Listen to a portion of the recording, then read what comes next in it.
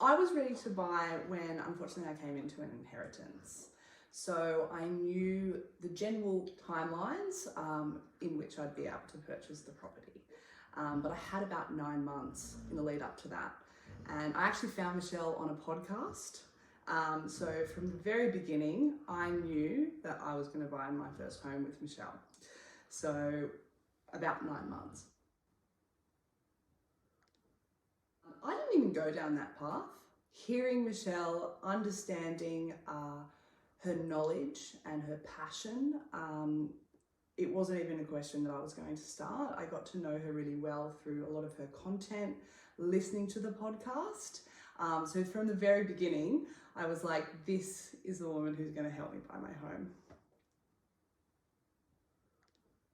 So I know myself, and I know that I'm a bit of an emotional person who gets very connected to things on an emotional level. I'm also single and buying my first property by myself. So it was really important for me not only to have somebody to guide me through understanding the rational decisions that needed to be made, but also just to have a sounding board, having that impartial person and someone who I could trust and someone who was a friend to be able to kind of debrief on things, mull things over. I think that was the most critical part for me. So understanding not to get too emotional, but just also having that sounding board. For me, I think it was timing. I didn't understand the depths of research that you needed to do. I started to gain an understanding when I started to listen to Michelle on the podcast and a lot of the content that she put out. But for me, in the process, it was timing. Things go very slowly and then they go really, really fast. So within that time of seeing the first property and then exchanging on the property was only about 5 days. And so much happened that I would not have been prepared for was I not guided by Michelle and the team every step of the way. Support, and also gaining an understanding of what I actually wanted rather than what I thought that I wanted, because going through the process with Michelle and the team, they were really different. I think support to kind of get to that point. Also someone just to manage the process. There's so many different people that are involved. Having that project manager, so to speak, in between solicitors and conveyancers and real estate agents and myself and the bank and the broker, having that one point of contact who could kind of guide me through that. And also finding the perfect property.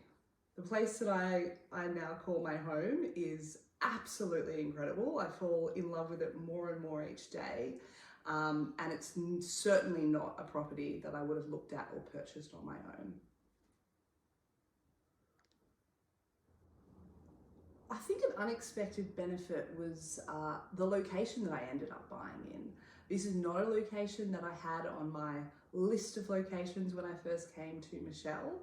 It's not one that I had really considered in my kind of top 10.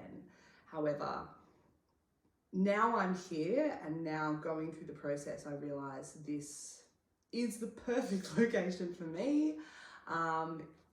It's perfect for my goals, it's perfect for capital growth, and it's what actually ticks off against my values rather than the idea of what I thought that I wanted in the beginning.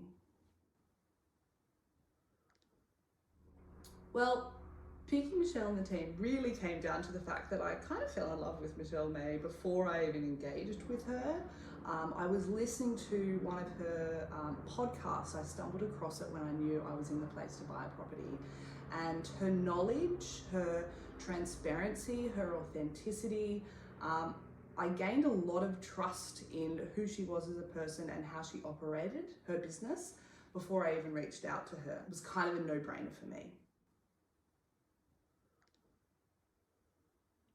I would not have been able to find a property of this quality without Michelle.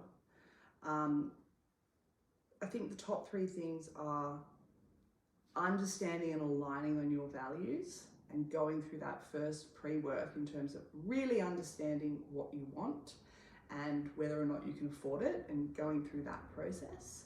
The next one is managing the timing, the project management, and all of the things. Like, you have no idea about how much research you really need to do to make a responsible decision of this magnitude.